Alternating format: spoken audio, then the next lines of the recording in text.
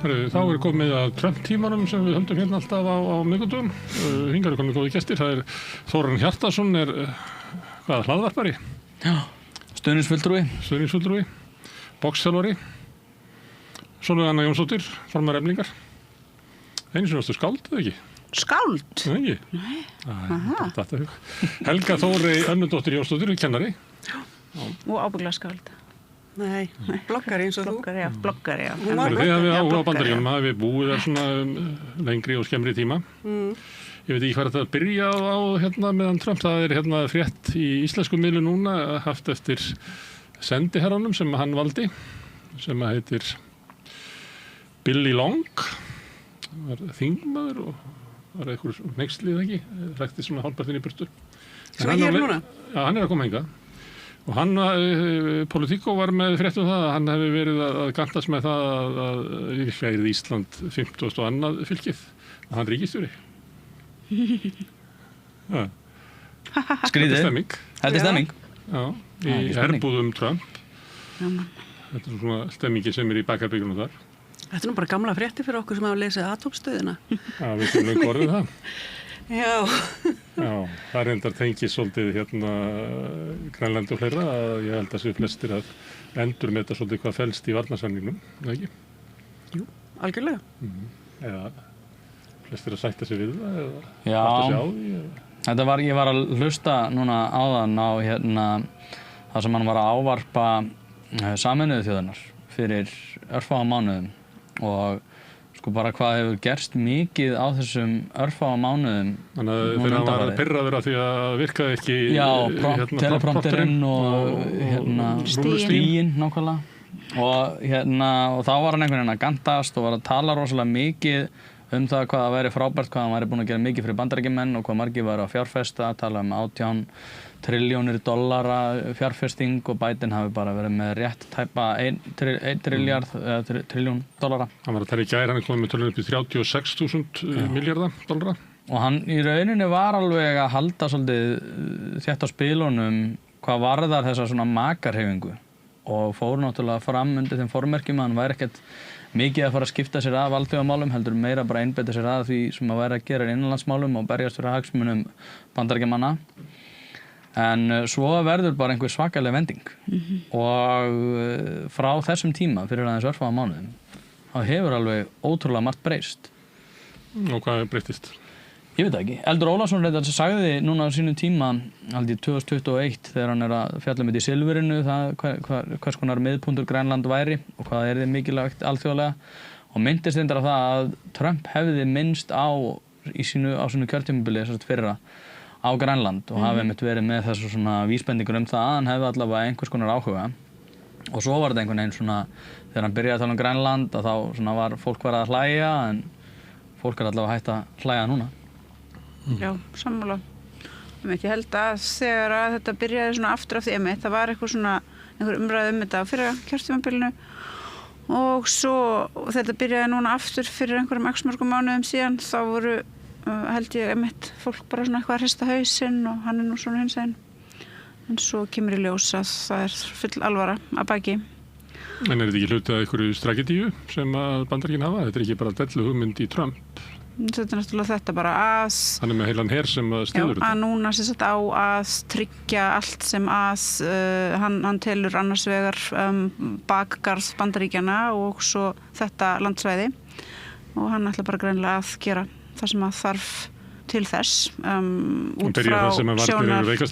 út frá sjónarhorni og hagsmunum Bandaríkjana sem heimsveldis og ætli það sé þá ekki bara sá tími sem við séum að fara inn í þar sem að heimsveldin, þessast Bandaríkin sem eiginlegt heimsveldi og svo Kína og svo Rússland verði í því að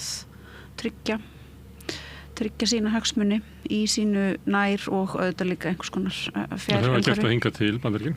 Bandaríkin hafa náttúrulega gert það. Bandaríkin er náttúrulega heimsveldi með erfiðum og svona, hvað getur við sagt, það fjarar undan. Þannig að þetta er nú vantilega líka stór partur af því að reyna að ýta tilbaka hrörnuninni á heimsveldinu sem hefur átt sér stað á síðustu árum. Það er líklega þannig að hrörnandi heimsveldi hættulegra heldur en En við ætlum samt ekki að gleyma því að þó að hann hefði sér svona þessum hætti og þú veist framkvæmið þetta ólöglega mannrán á forseta Venezuela og eiginkonu hans og sé núna að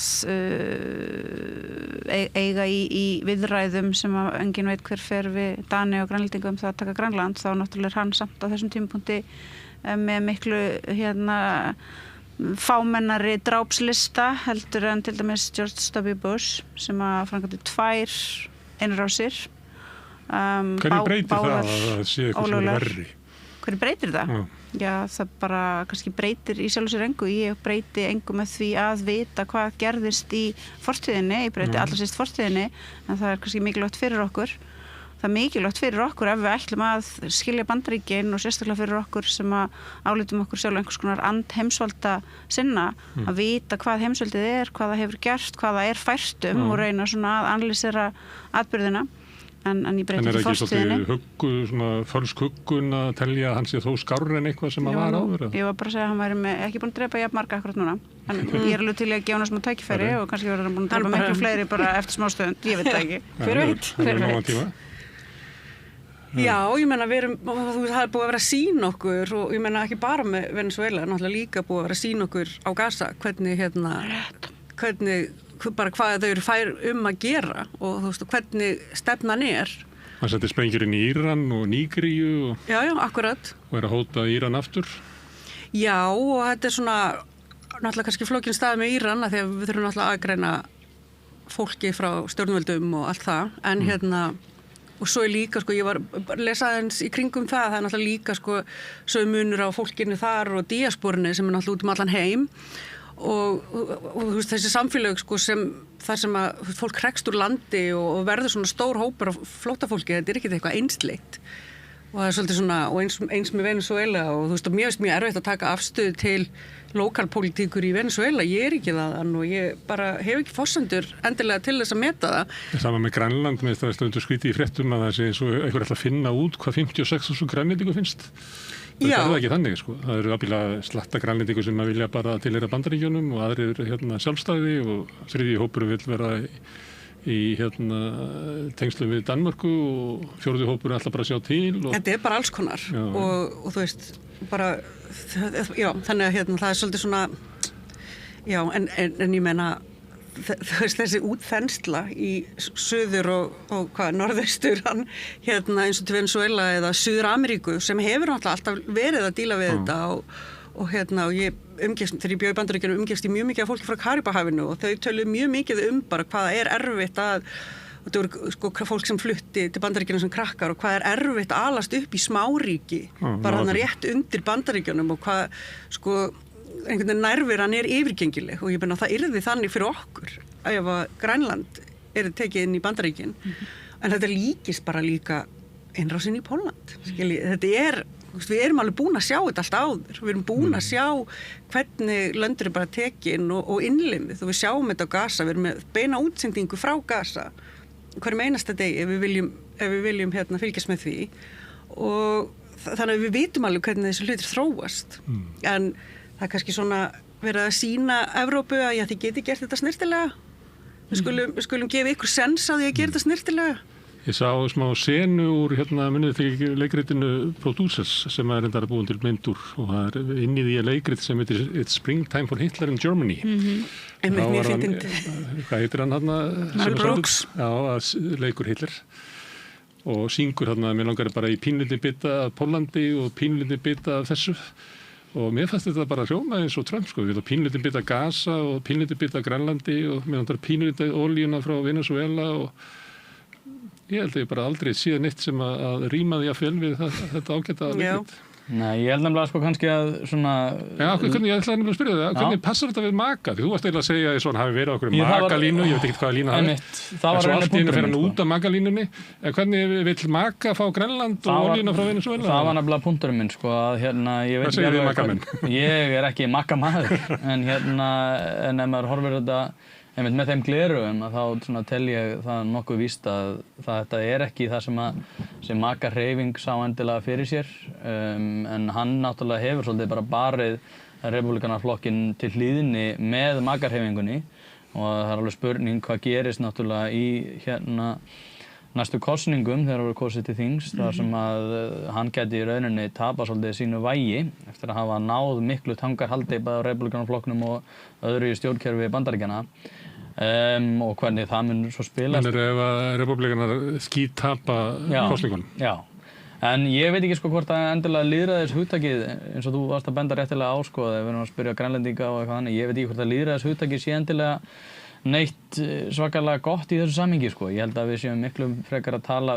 bara svona nokkuð harða, auðlinda, realpolitík þar sem að við erum að sjá í rauninni, ég var að googla þetta áðan að það er á nyrsta hluta Grænlands og nyrsta hluta Rússlands, minnum mig einhvers staðar hana við Síberíu held ég að gervigreindin hafi sagt mér að þá væri í rauninni 800 kilometrar sem því það er frekar stutt leið og það hefur náttúrulega verið talað lengi það að siglingaleiðir kunna að opnast þarna á norðurhveli jarðar sem að þýðir það einfaldlega að Trump að hugsa þetta í þessu samhengi sko. Ég held að sé alveg rétt hjá þér, ég held að hún sé alveg sama það hvað hverjum finnst þetta, ég held að hann sé ekkert að gera þetta endilega undir formerkjum einhvers lýðræðisvilja, heldur sé bara komin aftur í svona John Mearsheimer realpolitík, þar sem að þeir sem eru sterkari þurfa bara að nýta sitt vald og þeir sem eru veikari þurfa að lúta vilja þeirra og við erum bara alltaf að horfa upp á þá heimsmynd. Ég sammála þessu. Já, og það líka sko...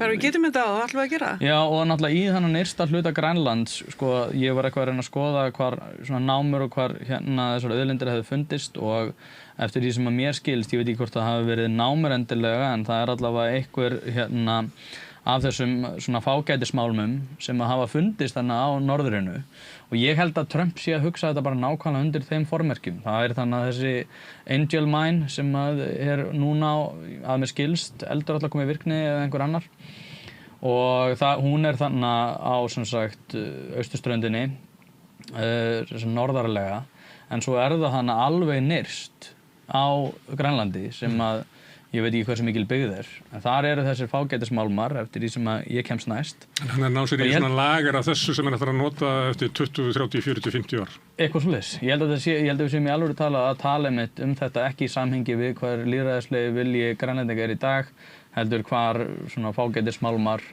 og hagsmunagæsla verður eftir 30, 40 ár. Já, svo gæti þetta líka bara verið spurning að vilja ferkilometra sko. Þetta þarf ekki einu sem að vera eitthvað sérstaklega djúpt. En ég heyrði samt frábæra Það er ekki allt djúpt, það tók ég getur daginn að ég vil ekki hafa Rússa og Kínverja sem nágranna. Maður getur hoppað frá Alaska yfir í Rússland. Já, ég veit það. En ég las geggjaða kenningu á netinu og það er að Grænland sé fyrir gagnaver af því að það er svo ódýrt að kæla þau. Og mér fannst það svona, já ok, þetta er alveg eitthvað til þess að staldra við, en það er miklu betra að vera með gagnaver á Grænlandi heldur en í Nevada eða Texas eða einhvers staðar.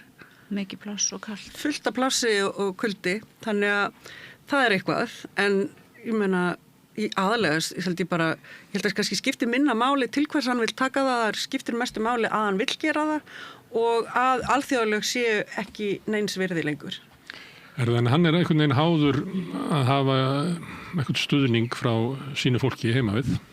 Nei, já og nei. Ekki? Já, ég meina hann, þú veist, forseti í mörg ár. Hann getur ekki farið alveg þvert á vilja almennings. Og svo kemur í ljós hvað gerist þar. Hann getur ekki farið algjörlega þvert á vilja almennings og þá tapar hann kosningunum. En þú veist, ég held að Bandaríkjamenn, þú veist, almenningur í Bandaríkjamenn náttúrulega í fyrsta lagi bara vanur því að forsetar bara gera innrásir og fari í stríð og fari fram með slíkum hætti og ég meina, þetta er mjög sterk eða réttar sagt það er mjög hún er kannski ekki mjög sterk en hún er alvöru, ég meina það er alvöru friðarhreyfing í Bandaríkjunum og það er alveg alvöru fólk sem eru alvöru antiimperialistar en almennt þá er þetta bara auðvitað það sem að Bandaríkin gera og hafa verið að gera síðustu marga áratugi og svo lengi sem að það verður ekki einhver svona krafa það að það verði alvöru innrás og alvöru stríð og alvöru eitthvað quagmire aftur í Miðausturlöndum ef hann, þú veist, ætlar að gera Það ekki mikill vilji meðal almennings í Bandaríkjum til þess. Nei, ég er að segja, svo lengi sem hann gerir það ekki, þá held ég að svona slæti alveg og ég meina, þú veist, ef hann er búinn að ná í Maduro og konuna hans og svo halda áfram samskipti við Venezuela og það verða bara einhver viðskipti og það er olía og svo framvegis, hann getur sagt, þú veist, ég bara sagðist alltaf að gera þetta, ég gerði það, sjáu hvað það gekk vel. Mögulega, ég hef ekki hugmynd mögulega færa hann Grænland og þá getur hann sagt sjáu hvað ég er góð samningamaður svo veist þetta bara allt of the deal eftir aðgerðina í Venezuela þegar æmitt hann kynnti þetta hafi verið sko bara magnaðasta aðgerð great success bara síðan í seinni heimsstyrjöldinni og bara vísa til þess sem að Bandaríkjamenn hafi verið að horfa á þessa menn í öllum bíómyndum og bara átt að verða flottast þess að Bandaríkjamenn hafa getað séð og við fengum olíuna ókeypis og þá var gerð könnun og þá var það svona þriðjungur sem var sáttu við þetta, þriðjungur á móti þessu, þriðjungur var sama. Það er spurt núna ef að taka Grænland, 70% segja já, 49% segja nei, þannig að hann er einhvern veginn svona sé einhverju svæði sem að er ekkert að hreyfa neitt fylgi. Þú veist, ef það er ekki eitthvað svona blowback, það er ekki hryðjuverk árás á Bandaríkin, ef Bandaríkin þurfa ekki að vera með stígvél á jörðinni, ef þau þurfa ekki að fara í einhvern skriljard dollara kostnað við að viðhalda stríði, þá, þú veist, fólk bara eitthvað, já, mér finnst þetta kjánulegt, já, ég styð þetta, já, mér er alveg sama, en svo rúllar Ameríka bara áfram eins og hún hefur alltaf rúllað og ef hann var að lækka kreditkortavexti, var það ekki einhvern helling? 10%. Já, þú veist, ef hann gerir eitthvað svona í og með, þú veist, ef það er ekki eitthvað ægilegt economist downturn, þá, þú veist, rúlla Ameríka bara áfram og ég meina Ameríka getur bara sveiflast á milli þessara tveggja flokka, það er ekkert annað í boði. Þannig að, þú veist, já. Hún er bara læst inni þannig. En það er samt eitt, sko, þú veist, það náttúrulega voru allar þessar verðhækkanir og sérstaklega hækkun á bensínverði og eggjum og allt þetta sem fólk var að tala og ég held líka að sé alveg pínu þverpólitískt og maður sér það eins og með Marjorie Taylor Greene og fleiri svo hvernig er að kvarnast úr svona maka-hreyfingunni og það er að fólk er ósátt við að það sé að vera eða peningunum þeirra í útlöndum þegar þau hafi ekki heilbrigðistryggingu og og það er, þú veist, það er þvert á alla flokka. Þú veist, fólk er að takast á við og ef að það yrði einhver raunveruleg samfélagsleg breyting, þá held ég að hún kæmi upp úr einhverju þannig frekar en, ég menna, þú veist, demókratir eru einskis nýtir í... Það er augljóst að það er óánægja með kjör víða í Bandaríkjunum. Hann er að adressa þetta, að vera að tala um að affordability sé bara eitthvað skam sem er komið, en ekki er affordability, hann er alltaf kvart yfir því að það sé eitthvað sem að demókratar hafi búið til og hann er alltaf að halda því fram að sko verðbólgan hann fyrir niður þótt hann hafi ekki gert það. Já, hann gaslýsir alveg á fullu. Já, og hann er alltaf að tala um að aldrei verið sterkari efnahag sem er erfitt að sýna fram á sé. Þú varst að tala um fjárfestingarnar sem eru komnar upp í 36.000 milljarða. Það hefur ekki séð þetta, sko. Nei, en hagvöxtur er svona aftur að móta að rísa og það er náttúrulega... Það er út af fjárfestingum í AI. Það í burtu að það er bara stöðnun í Bandaríkjunum. Það kann að vera bóla á eitthvað þannig. En aftur á móti, sko, þá er náttúrulega bara svo... Ég er að segja þetta vegna þess að fólk finnur ekki fyrir því, sko. Ég er að tala um að þú ert líklega að vísa til þess að fólk finnir fyrir þessu og kýst með budunni og það bendir ekki margt til þess að fólk sé að finna, sko, bættan hag í Bandaríkjunum. Það er ekki þannig. Það er ennþá veisunum með húsnæðismálin eru sérstaklega slæm, þú veist, það er ýmislegt. Þetta var það sem að Biden brendir sig svolítið á, sko. Hann var alltaf að reyna að tala um það að það væri svo góður hagvöxtur og mikið að gerast í hagkerfinu og annað en fólk var einmitt ekki að finna fyrir því og það er alveg rétt. En aftur á móti þá er náttúrulega bara svo ótrúlega margt að gerast í einu og við erum að lifa alveg ótrúlega, alltaf sagt að við séum að lifa sögulega tíma, ég held að við séum raunverulega að lifa sögulega tíma núna út af því að núna náttúrulega er hann búinn að frelsa Venezuela búa undan oki sósíalismans og það verður kapitalismi þar og sem að mun valda því að það verður bara lífskjörum mun að koma til með að batna og svo er hann líka búinn að ráðast náttúrulega inn í aðgerðir í Íran og það er náttúrulega búinn að valda ákveðnum usla sem að því það hryðjuverka samtök á borð við Hamas og Hezbollah og fleiri. Þau er bara óstarfhæf sem að þýðir náttúrulega það að lífskjörum munu koma til með að batna þar líka. Þannig að það er ekki bara hægt að horfa á þetta sem slæma hluti. Trúir þessu eftir að segja að hann segir þetta? Já, ég trúi því að þetta er raunin og það er náttúrulega eitthvað sem við þurfum að fagna. Sko. Það voru ekki stjórnarskipti í Venezuela. Nei, það voru ekki stjórnarskipti í Venezuela. Nei. Og hann var, og Maduro var búinn að vera basically að biðla til Trump mjög lengi það, þú veist bara, já, komið í guðanabönni í viðlega viðskipti, aflítið viðskiptbönni. Það gengu að samningi Maduro, nema tóku hann. Já, tóku hann og þú veist, og svo heldur samt stjórnvöld áfram, það er ekki regime change. bara einmitt, hann er allavega ekki að framkvæma það þarna. Hann er ekki að klúðra málum með þeim hætti eins og forverar gerðu. Þeim er alveg sama hvernig fólk hefur það í Venezuela. Þannig að þú veit ekki hver Venezuela er kostur. Ef að þú trúir því að það sé einhvern veginn búið að eliminata stjórnarháttunum í Venezuela eins og þeir voru, þú veist, þá er ekki margt allavega á þessum tímapunkt sem bendir til þess að svo verði. Men það er miklu fleiri sem bendir til þess að það rúli bara áfram með sama stað en að einmitt einhverju viðskiptaþvingunum verði létt og svo fái bandarísk olíufyrirtæki einhvern veginn að hafa eitthvað meira að segja þarna en áður. Viðskiptaþvinganir eru eiginlega alltaf stærsta vandamáli. En það að Bandaríkin ætli sér að einmitt mögulega reyna að framkoma einhverju regime change í Íran, það mun ekki bæta lífskjör fólksins í Gaza sem hefur lifað undir stjórn Hamas. Já, maður veit það ekki sko. Jú, maður bara bókstaflega. Jú, bara maður veit það alveg. Bókstaflega. Og líka það, ég veit ekki hvort þú fylgdist. En okkur er það þó ekki betra fyrir því á Vesturbakkanum? Nei, líka bara, ég skil ekki fyrir okkur sem að fylgdumst með til dæmis innrásinni í Írak og afleiðingum hennar fyrir ekki bara Írak, heldur fyrir öll Miðausturlönd.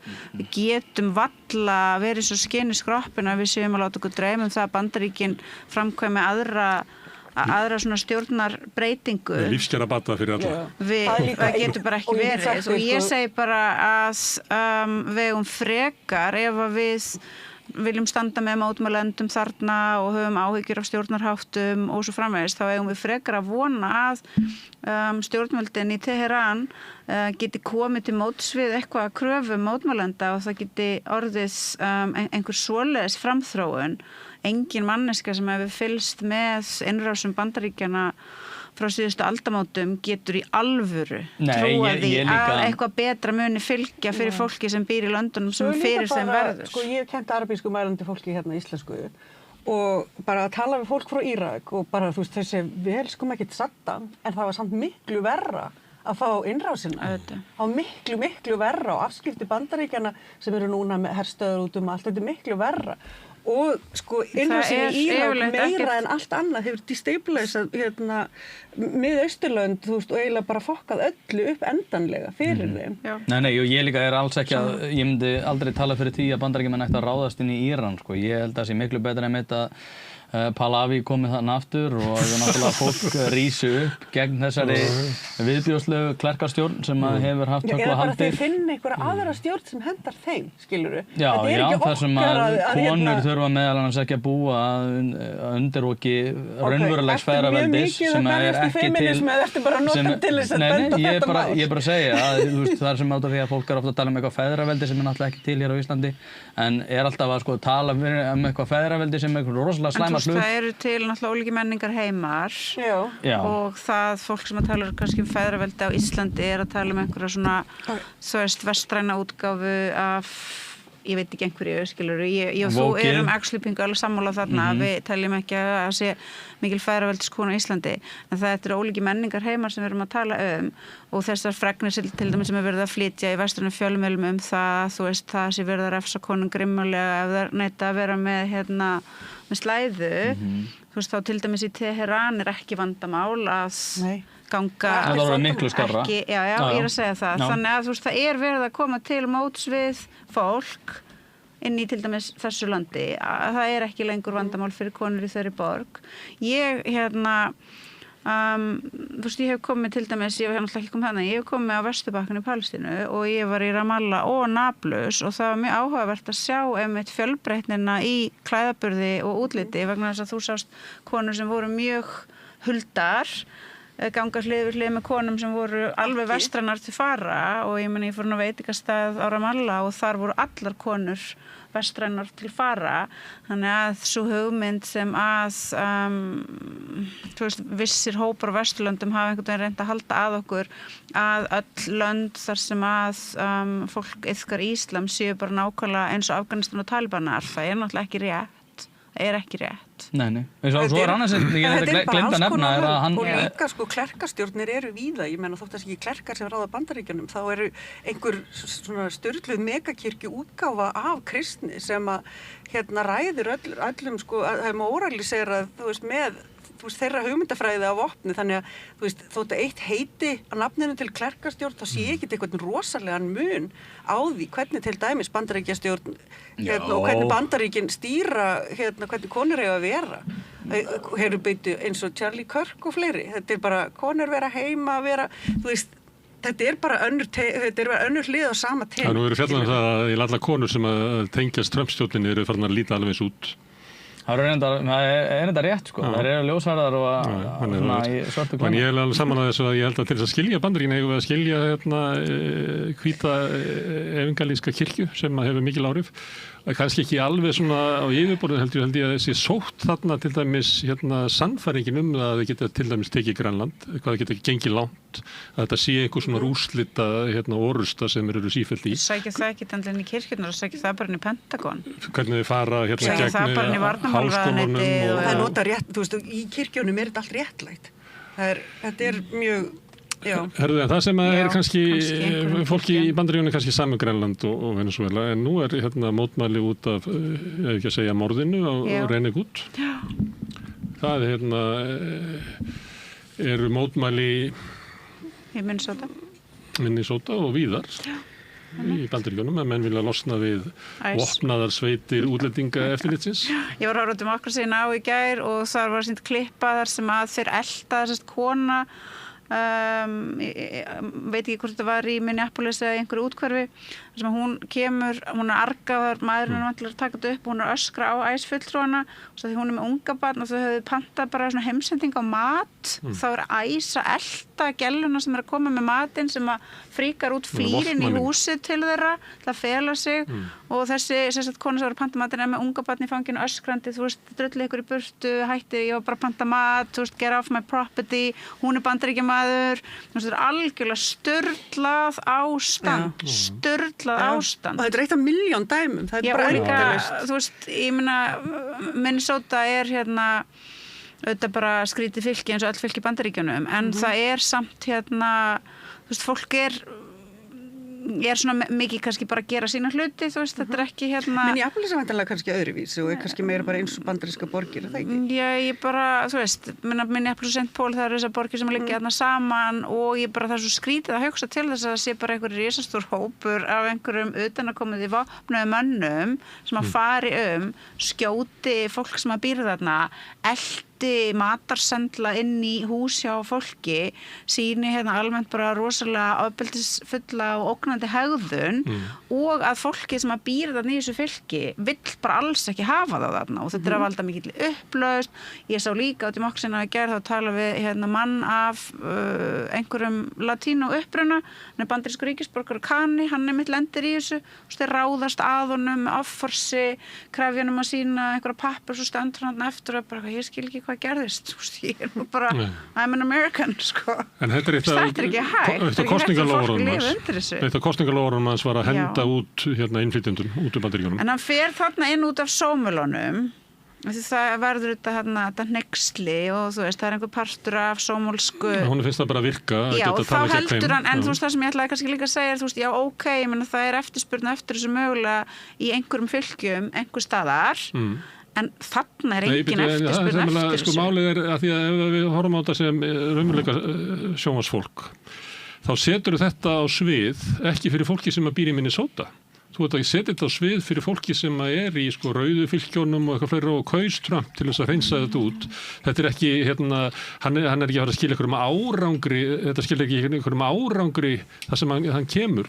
Þetta bætir ekki efnahaginn, þetta bætir ekki ástandi í fylkjónum, þetta er bara sviðsetning til þess að sýna að hann er forseti sem að beiti fullri hörku. Ég held samt að, þú veist, einhverjar hvítar amerískar konur sem að sjá aðra hvítar amerískar konur með smábarn vera öskra og fólk get off my property, svo veist að því að það voru pantið sér mat, ég er ekki viss að þetta sé svona leiðin að hjörtum og hugum hvítar bandaríkjamanna sem að mögulega hafa einhverjar afturhaldssamar skoðanir varðandi aðflutt fólk, ég held að þarna sé nú Ég verið er ekki sem þetta, ég hefði þetta hvernig. Nei, ég bara að segja að þær eru líka hans constituency og ef að það, eins og Gunnar Smári að segja, ef þetta er eitthvað svona ef þetta er leikrit fyrir baklandið, þá held ég að baklandið muni frekar vilja sjá leikrit sem snýst það að þú ert actually að hirða eitthvað aumingjars brúnt verkafólk en þú ert ekki að brjótast inn til einhverjar hvítrar mömmu og þú ert ekki að skjóta aðra mömmu í andlitið þrisvarsinnum. Þetta er ekki að En svo þetta er ekki leiðin að hjörtum Bandaríkjamanna. En svo líka bara, við vitum ekki hvað fólk er að frétta í Bandaríkjunum, við vitum ekki hvað við sjáum í fréttunum, við vitum, það er svo erfitt að átta sig á, við vitum að þið sjá miklu minna en það sem við sjáum. Að Minnesota og St. Paul og Minneapolis, þetta er ekki eitthvað svona notorious, einhverjar slæmar dópista borgir eða notorious slæmar glæpa borgir. Nei. Þú veist, Bandaríkjamenn hugsa þessu borg, þeir hugsa bara já, þetta er bara eitthvað svona venjulegt venjulegir Amerikanar að gera sína venjulegu Amerikan hluti. En gæti fólkið í Minnesota hugsa, sem býr í dreifbýlinu, gæti það hugsað, já, í sollinum, í Mér var þetta svo áhugavert út af því að þegar maður skoðaði Facebook að þá var maður að sjá einmitt þessa túlkun á þessu máli þar sem að hún var bara skotin með hryllilegum já, bara algjör hryllingur. Svo það var á Twitter, þá sástu það í rauninni og myndbandsefnið þess eðlis að hún hafi í rauninni reynt að keyra þennan æsmann niður og hafi verið skotin í kjölfarið. Vopnvætt bílinn sinn. Vopnvætt bílinn sinn og maður, þú veist, þegar maður skoða Twitter þá getur maður ekki séð betur heldur en það. Ég held að hún hafi verið hrædd. Ég held að þú byrð í Bandaríkjunum og þú lendir í einhverju svona og þú kannski ert með eitthvað svona bravado en svo ertu bara ógeðslega hrædd og veist þeir eru þungvopnar, mun skjóta. Ég myndi frekar, ég var tvisvarstoppaði á löggunni út í Bandaríkjunum með bjóðna, ég var skítrædd í bæði skiptin. Þetta er mjög ógnandi og þú gætir alveg bara í einhverju panika ástandi bara gert eitthvað heimskulegt út af því að augljóslega það mjög heimskulegt að ætla að reyna að keyra af stað. Það er miklu betra að segja bara hendur upp og bara please ekki skjóta mig en ég held frekar að manneskja ég trúi valla öðru en að hún hafi í alvöru bara panikað og farið heimskupar. Já, og ég enda trúi líka... Það sem spilar inn í þetta er að ICE er ekki hefðbundur lögregla. Nei, og ég ætlaði að mynda að segja það og ég held að þetta hafi... Kannski ertu svolítið meira til í að augra ICE. Þetta hefur örugglega verið mjög ógeðfelldur maður að eðlisfari út af því að hann er nýbúinn að skjóta hana manneskju og segir þannig fucking bitch og maður svona, já þú veist, þú voru búin að í rauninni líklega stenda líf einhvers og kallar hann svo djöfusins tík maður, já, ok, algjörlega ógeðfelldur maður en aftur á móti þá býr Bandaríkjamaðurinn í mjög eðlisólíku samfélagi heldur en við gerum og ef þú ert einmitt að grípa til einhverja svona örþrifaráða og ert í panik að þá, eins og Sam Harris hefur nú og Larry Elder hafa mikið fjallað þetta í Bandaríkjunum þar sem að ef þú ert stoppar lögreglunni þá bara verðuru svolítið að frjósa og stoppa út af því að strax og farin að grípa til einhver svona aðgerða þá ertu í rauninni búin að setja þig og lögreglumann mögulega í hættu og það lögreglumaður náttúrulega býr líka við þann veruleika að það er mögulega byssa þegar það er verið að tala um það að stoppa fólk. Nei, og ég er að segja strax þú tekur einhver svona ákvörðun gagnvart einhvers konar svona valdi hvað sem okkur við getum kallað það fasíst og allt þannig þá ertu samt að setja því í hættu út af því að manneskjan sem þú ert að eiga við er örugglega líka jafn mikið á nálum og þú út af bandarískum veruleika þar sem að margir eru með byssur. En svo er annað æsmál að það var maður í Los Angeles skotin á gamlárskvöld heima hjá sér af off-duty æslöggu, ég veit ekki hvað kalla sem að það er gaur sem að býr þarna, þetta er bara einhver blokk í Los Angeles og hann er að halda upp á gamlárskvöld og fer út og skýtur á businessin upp í loftið eins og Bandaríkjamenn gera, eru skrýtnir og eru með byssur og þá er einhver gaur sem að býr í þessu sömu blokk sem er æsgaur ekki á vakt en fer næri æsbyssurnar sínar og dótið sig og skýtur þannig og drepur hann þannig að þú veist, það er augljóslega búið að Þeir eru fullt peppaði fyrir byssuna. Það hefur náttúrulega komið fram að þetta er mjög stuttur tími í æfingum og meira á liða er þessi vopna sveitir sem voru á fyrri kjörtímabili hans sem við sjáum ekkert lengur. Það liður meira að minna komið í æs. Það er svona Proud Boys og slags. Já, ég veit ekki. Þetta er brústakkar. En svo er líka bara miklu flóknara að því að þeir út með lögreglu, einhverja lokal löggu, með Minneapolis lögguna, þá ferðu þangað, þá getur þú farið og sótt einhvern svona due process, bara heyrðu þessi skaut þennan og þú veist það er farið í einhvers konar mál. En að fara og tala við dómsmálaráðuneytið æs er bara, það er allt annar pakki að fara gegn æs bara svona lagalega séð heldur en þannig að æs er bara... En samt, svo sérðu samt eins og núna viðbrönd Minneapolis, þú veist, borgarstjórn bara, þú veist, drullið ykkur, hérna, þú veist, pólitískt vald þar að segja bara, please, farið. Fokkið ykkur burt, segir hann. Þeir eru það búið til alveg hræðileg vandamáli hérna fyrir okkur, vil ég bara, please, fara. Þannig að... hann segir það ekki, sko, hann segir fokkið ykkur burt. Og þetta bara út allt, ég menna, var ekki borgarstjórn í Chicago og Gavin Newsom og þú veist, það bara, og New York og bara allstaðar, það vill enginn æs. Ekki þangað sem eru sendir, sko. Já, það sem ég var að segja, kannski hérna, ef þú býr bara í Kentucky, þá finnst þið bara gaman að horfa á æsi að hérna, berja á þessum helvítis hérna, vókustum í LA. Já, og í stórborgunum. Það er þetta eins og þú varst að nefna á en ég meina að mexikoskir innflytjendur og fólk frá Latinamerika sem get endlega var rosalega vók í Bandaríkjunum, sko. Og það sé sagt.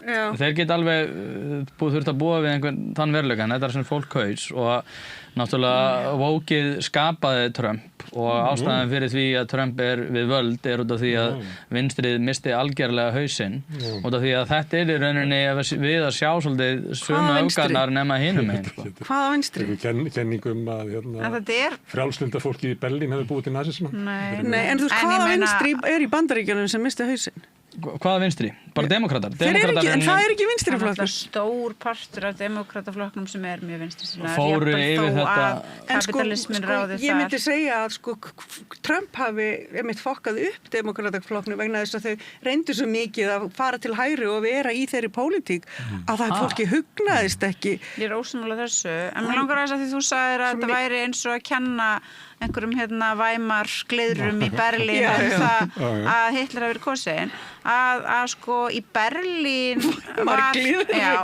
fólk var að lifa einhverju svona Weimar en sko málið að fólk í Berlín var alveg að lifa einhverju svona Weimar lífi en svo fólki út í sveitunum var það ekki og ég er alveg sannfærð það að fullt af fólki út í sveitunum í Þýskalandi sem hafi gengið gegnum miklar hörmungar og var á slæmum stað horfði á gleiðurnar í Berlín í sollinum og hugsaði það þarf að taka eitthvað á þessu farið í kringum Sarajevo og bombertar að helviti sollin þar og pluss það og það að þarna hefði sollurinn í Sarajevo búið til þjóðurnis fylkingar Serba og pluss það að í Berlín á þessum tíma var náttúrulega bara pólitískt uppnám og tókust á vopnaðar sveitir fasista og nasista byltingarsinnaðra kommunista og svo framvegis en það er óumdeilanlegt og það er búið að skrifa fullt af bókum það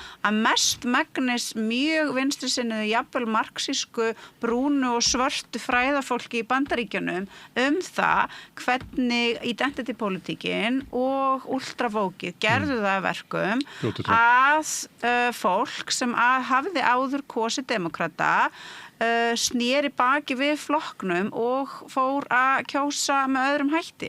Þú vilt ekki trúa því út af því það hentar ekki þinn pólitísku sín en þetta er satt. Ég veit að ég veist ekki það, það er búin að skrifa þetta. Það er líka búin að skrifa alls konar annað. En akkur ertu þá að gera lítið úr skrifu svartra og brúnna fræði manna og fræði kvenna í Bandaríkjunum, hámenntas fólks sem að tala út frá sinni reynslu. Fræðafólk sem skrifa eitthvað allt annað.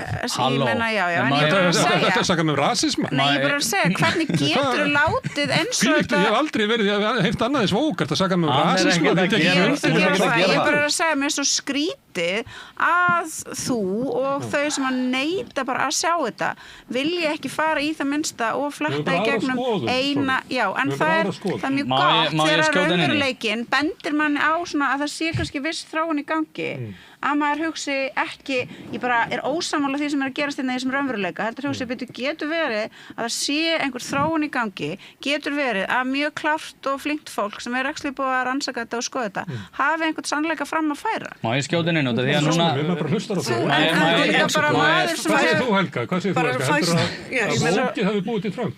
Ég held að sé bara ýmsar ástæður en og Trump bara bjó til sjálfan sig á sínum tíma. Síðkapitalismin býr til vókið, síðkapitalismin býr til Trump, Vókið og Trump fæðast út úr skrimslinu sem síðkapitalismin og að sjálfsögðu hefur það áhrif á verkafólk sem að horfir á demokrataflokkin sem að reynir að selja þeim það, kjóstu kona því þú ert kona, kjóstu svartan mann því þú ert svartur maður, já en hvað meira, já ég hef svo sem ekkert meira að bjóða þér, að sjálfsögðu myndi hafa áhrif. Nýfrjálshyggjan hefur búið til fasisma, þar sem að þeir sem auðguðust í tímu nýfrjálshyggjunar og öðluðust völd ætla að velja auðsinn og völd með fasisma. Má ég skjóta inn í hérna, því að hérna, það þarf ekkert eitthvað þeldögt fólk sem búið að skrifa eitthvað áleika til þess að gera sér grein fyrir því. Að þegar við vorum með Black Lives Matter, Me Too, COVID var stór hluti af þessu, transmálum var stór hluti af þessu, þar sem að var verið að berja í því einhverja skoðanir sem að þú varst kannski ekki endilega sammála, en þurftir að vera alltaf sammála, annars verður þetta útskúfaður öllu samfélaginu, svo voru með einhverja iðnaðarmenn sem voru kannski bara að reyna að vinna fyrir sínu kaupi, voru að reyna að berjast fyrir betri launum, svo allt í einu að segja við þá bara, ef þú ert ekki tilbúin til að samþykkja það, að í New York fylki erum við með 72 kyn, þá ertu bara vond manneskja og ætlar að fara að búast við því að þessi manneskja sé að fara að sko standa við baki á þér sem pólitíska afli þegar þú bara gefur eftir og gefur eftir og gefur eftir og við þurfum að ýta hérna einhverjum forríkum konum upp í einhverjar ákveðna stöður og einhverjar ákveðna leikonur. Það vill svo til að ég er með íbúðum og húsið sem ég bý fullt af viðnæmunum. Það er enginn látið á leggjast á hnén og sverja það verið til 72 kyn. En þetta var það sem var hugmyndin það hvernig veistu það færslan til hægri, hún hefur legið fyrir í mörg ára eða áratugi allavega svona í akademíunni, skilurðu.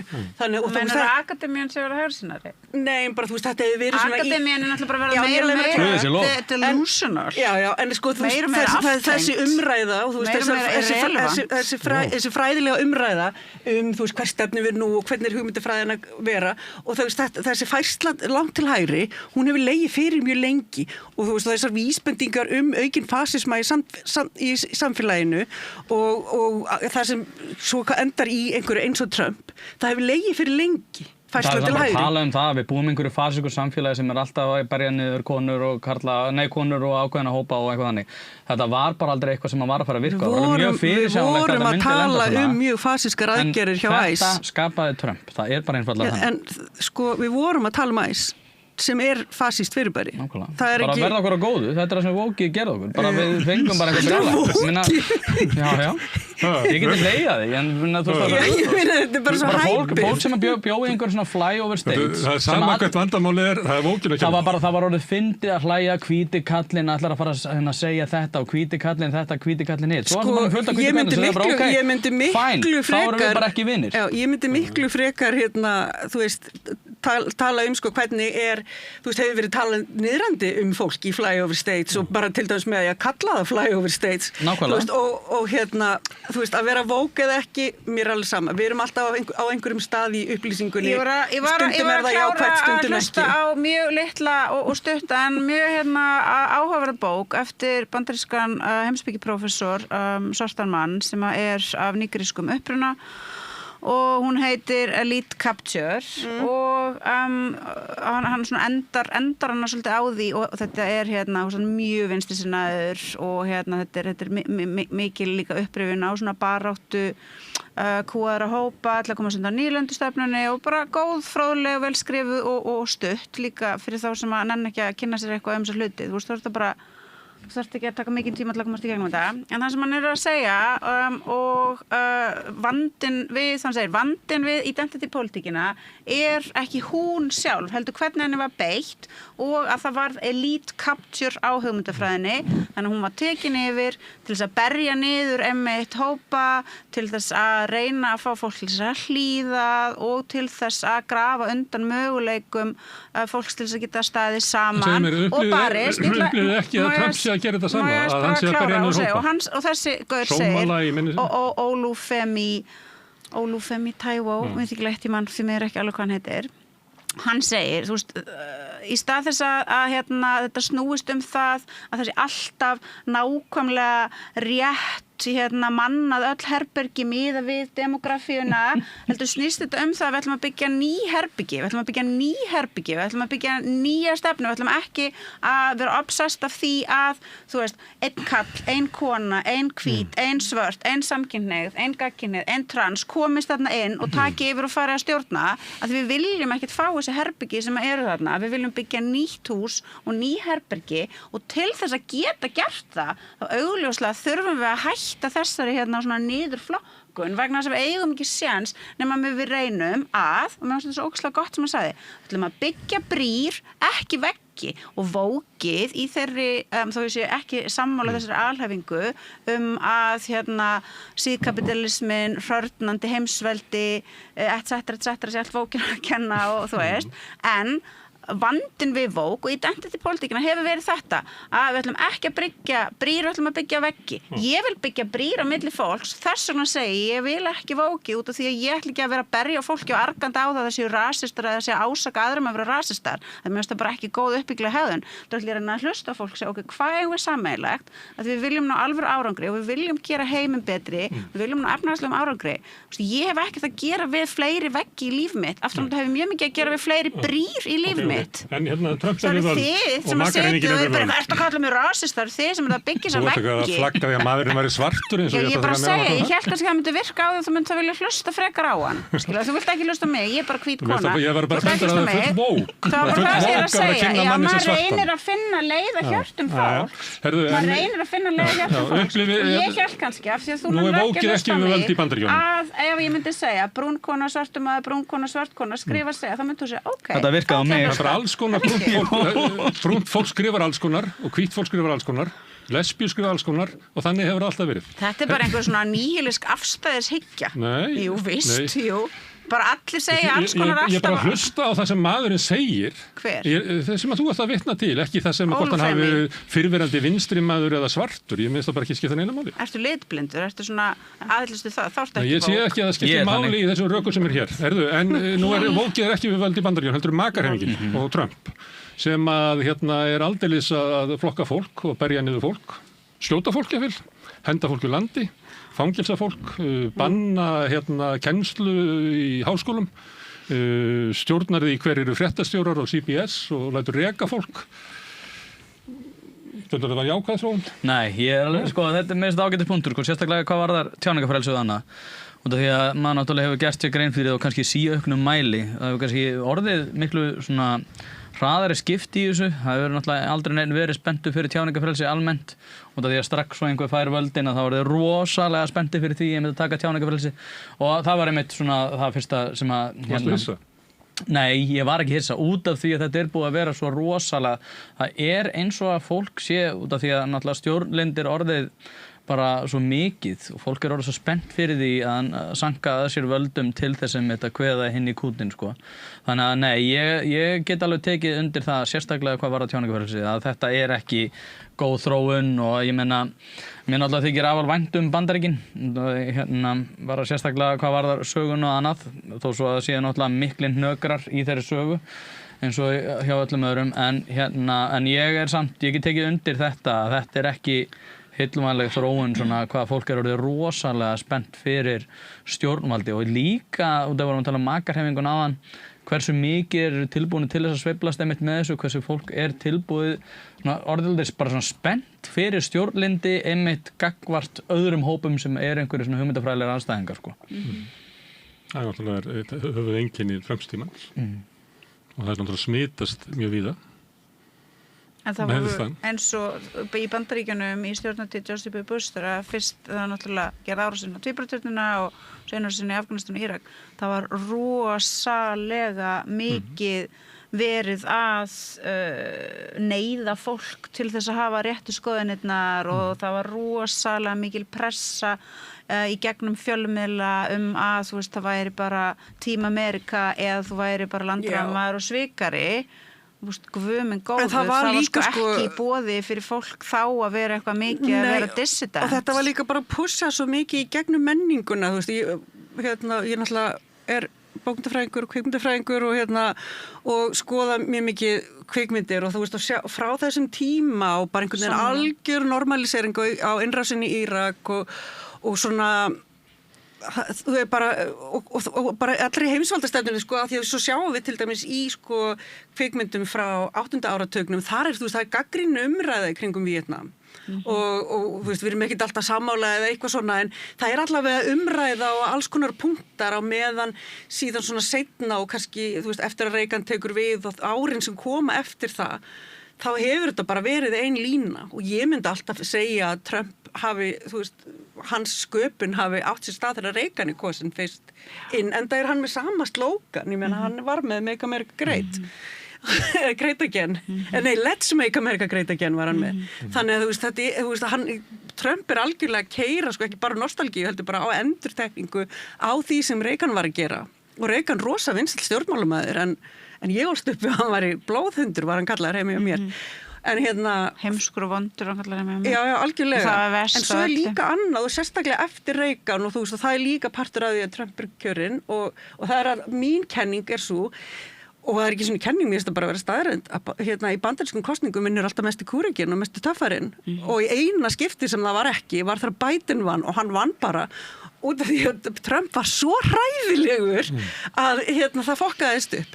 En í alvörunni þá vinnur bara alltaf aðal gæin og aðal gósin og það sko ímyndin svo ótrúlega mikilvæg í bandarísku stjórnmálum og ég held að þú veist við megum ekkert sko aðgreina pólitík og skemmtanaiðnað í Bandaríkjunum einn einasta hátt sko og það, þú veist, og það eitthvað sem við erum líka bara að sjá miklu meira hér og núna sko stjórnmál að vera miklu meira svona entertainment og varðandi þetta sem þið eru að segja í sambandi við Vókið og Bandaríkin, þú veist, ég skil alveg hvað að fara og ég ólst upp út á landi hér og það sem ég tekið eftir svona verandi utan að landikona eða svona eiga þá fortíð, ég var bara að bjóða bara sem krakki sko, en fólk oft svona, akkur eru þið alltaf að kjósa sjálfstæðisflokkinn og og það út af því að sko vinstri vókflokkarnir og kannski VG og sérstaklega Samfylkingin hafa bara ekkert haft áhuga á því að fólk út á landi á Íslandi var bara atvinnulaust og bara allur fiskurinn farinn og kvótinn allt í fokki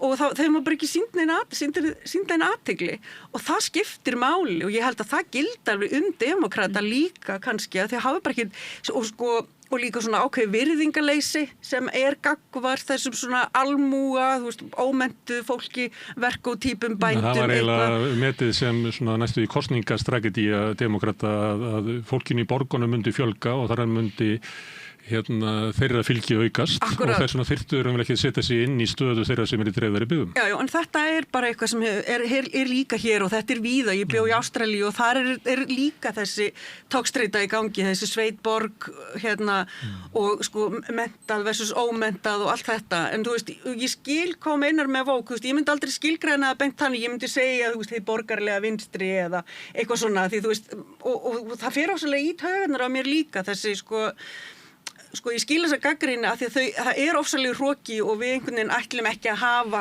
svona bara, það bara þetta stjættarhroki, skiljið. Eitt varðandi maka að því að stundum Trump frambjóðandi maka og svo fer hann gegn því sem skilgreint. Ég held að sem ég það skilgreinar umverulega sko hver stefna maka en það margir sem gera tilkall til þess að geta tala fyrir hönd maka, Tucker Carlson og fleiri. En stundum heldur maður og hann getur sveikt Trump til vegna þess að hann að höfða til maka en það gerist aldrei. Sko Trump byrjast bara að hafa svo sterka stöðu að ef þú ert inn í maka og ert eitthvað að kvarta yfir Trump hvað endar það? Já, þú endar bara í útlegð. Nefnilega sko það sem mér var svolítið sérstakt í þessu, ég var að tala þennan þetta ávarp hans á Sameinuðu þjóðunum, þar sem hann var töluvert orkumeiri, ég horfði líka á hann var í Michigan í gær. Það var hryllilegt að hlusta á. Já, hann var svona eitthvað orkuminni sko og það sem var svo skrítið var að þegar maður horfði á þetta í sikkur og hann heldur engu þræði lengur sko. Nei, það eins og hann sé aðeins orkuminni og það sem að mér þykir sérstakt sko að náttúrulega þegar við erum að tala þá sem að svona sterka leiðtoga í gennum söguna, að þeir eru að einbeita sér að mörgum verkefnum í einu og það einhvern veginn oft á tíðin þá klúðraðir þeim öllum og núna þegar hann er að setja á laggirnar, hann er að einbeita sér að Íran og hann er að einbeita sér að Múslimska bræðralaginu, hann er að einbeita sér að Venezuela og hann er að einbeita sér að Grænlandi. Ég er ekki viss hann geti einbeitt sér. Og Minnesota, já, það er svona innanlandsmál, en ég er að tala bara utanríkisstefnuna. Hann er líka á fullu innanlands. Já, en ég er að spá bara... Hann er að skipta nafn á Kennedy Center. Já, en í sögulega samhengi þá er þetta ekkert voðalega farsælt, en í ofanálag þá virðist hann samt líka vera aðeins orkuminni heldur en hann hefur verið. Þannig að það verður bara mjög áhugavert að fylgjast. Internetið mitt segir að hann sé að fara að hrökka upp af. Já, við erum að tala saman allavega núna þegar bara hann er í Marco Rubio, J.D. Vance og Mette Frederiksen og fleiri eru að funda Grænland. Já, þetta er ekki Mette. Nú er hún ekki með? Þetta er ekki svo að gefur. Já, ok. En allavega, það er allavega margt í gangi og það er svo sturlað einhvern veginn að pæla í því, sko. En ég segi, sögulega sé þá hefur þetta oftast verið svona eitthvað sem að allavega dóminóin lendingin ákvæmlega eins og þú vilt, sko. Þegar þú ert að einbeita svona mörgum verkefnum. En svo er líka bara, staðreynd málsins er að hann er bara algjör djöfisins trúður og þetta er bara rosalegt mál. Ég menn, það getur enginn unnið með honum. Þetta er mjög erfitt fyrir samstarfsfólk hans líka sérmaður. Þau eru bara eitthvað að bjarga þessu og svo er bara komin í næsta og þau vita alltaf hvað skoðun þau eiga að vera með vegna þess að allt í henni búið að segja eitthvað annar.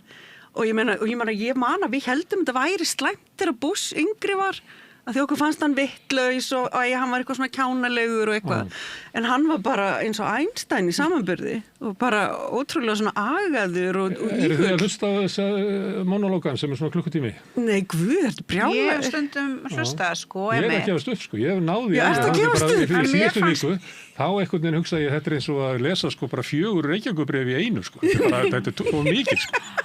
En hann var oft líka áður, þú veist, hérna í fyrra, á fyrra tímabilinu, þá tók hann líka svona, og þegar hann var svona að fara og heimsækja fólkið og þú veist, þá tók hann oft svona bara einhverjar lúni einræður þar sem hann, þú veist, byrjaði að ávarpa fólki og var svo komin í að segja sögu að Placido Domingo og bara, þú veist, bara alveg lúni. En þú veist, hann er náttúrulega orðinn svolítið gamall og kannski er hann eitthvað pingulasin líka eða kannski líka er það bara, þú veist, honum er bara skýt saman. Já, hann bara fær að gera sem hann vill og þú veist. J.D. Vance er miklu spenntar held ég fyrir öllu því sem er að gerast heldur en hann og svo er náttúrulega Marco Rubio, hann ætlar sér bara, það er bara hans. Taka kúpu. Frelsa þá líka. Hann fær ábyggilega að gera það. Þeir eru stundum ekki í takt, sko, þeir tveir hann, varaforsetinn og utanríkisráðherrann. Nei, en er ekki Marco Rubio fenginn inn á Republikunum? Hvernig var þetta? Jú, á Republikunum. Jú, hann er Republikan. Hann alltaf var í Miami.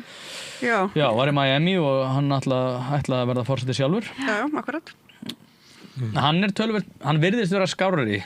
Allavega, hvað var það margt? Hann svona talar aðeins... Heldur hann hver? J.D. Vance? Já, og Trump. Okay. Þeir báðir. En svo hann er samt ógeðslega stór fokkin hættulegur vegna þess að hann ætlar sér að taka kúpu. Er eitthvað sem er ekki stór hættulegt í öllu sem við erum að tala hérna í dag? Nei, ok. Nei, bara segja þú veist, þó hann sé ekki jafn mikil svona Carnival Barker og þó hann sé ekki jafn svona extreme furða, þá er hann samt stór hættulegur. En kannski ef að, þú veist, trúðapartíið væri ekki í gangi, þá væri það hann kannski forseti núna. Já.